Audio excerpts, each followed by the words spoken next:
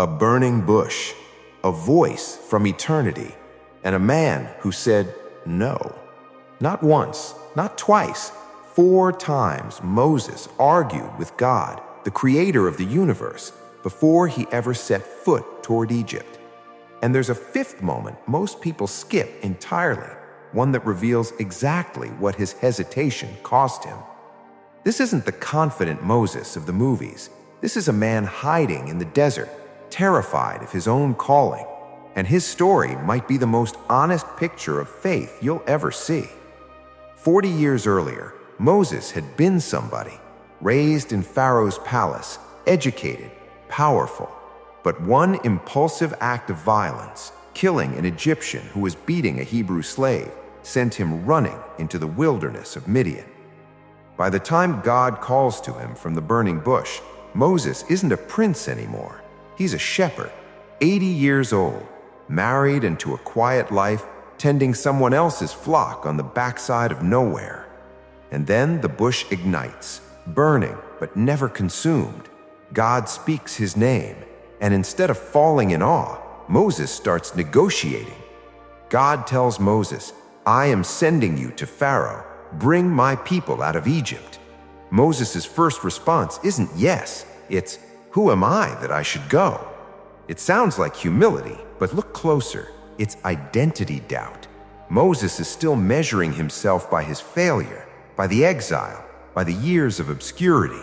He's forgotten that the calling was never about who he was. It was about who sent him. God's answer is simple. I will be with you. Not you're qualified, just I will be there. Moses pushes further. What if they ask me who sent me? What do I even tell them? This is Moses looking for solid ground, a name, an explanation, something he can hold on to before he moves. God gives him one of the most profound answers in Scripture. I am who I am. Not a title, not a resume, a declaration of pure, self-existing presence. God isn't handing Moses a strategy. He's handing him a relationship to stand on. And still, Moses isn't convinced. Now Moses imagines the crowd's rejection before it even happens. What if they don't believe me? God responds with signs. The staff turned to serpent, the hand turned leprous and healed. Miracles offered before Moses even asks for proof. But notice what's happening beneath the surface. Moses isn't really afraid of Pharaoh.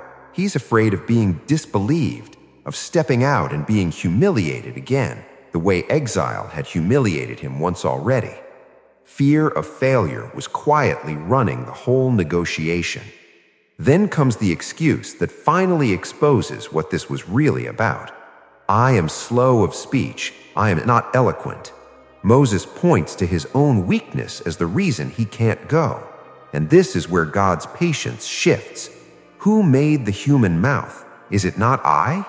God isn't denying the weakness. He's reminding Moses that the weakness was never disqualifying. It was always factored in. Then comes the 5th moment, the one people forget. Moses says it plainly, please send someone else. And here, for the first time in the conversation, Scripture says God's anger burns against Moses. God doesn't withdraw the calling. He still sends Moses, but he appoints Aaron to speak for him, the role of spokesman that could have been Moses's alone. That's the cost. Not rejection, redirection. Moses still walked into Egypt, still stood before Pharaoh, still led 2 million people through the sea, but he did it with a partner he didn't need to need, because his hesitation put a permanent asterisk on the story, a brother who spoke the words Moses could have spoken himself. The calling didn't disappear, but something about how it was carried out changed forever. Moses' 4 refusals aren't a weak portrait of faith. They're a mirror. Who am I? What do I even say? Who would believe me? I'm not equipped. Every one of us has stood at our own burning bush and said some version of those words. The question the story leaves us with isn't whether we'll ever feel ready. Moses never did. It's whether we'll go anyway, before hesitation quietly decides the shape of what we could have carried alone. If this gave you a new way of seeing Moses' story, subscribe. There's more of Scripture's most human moments still ahead.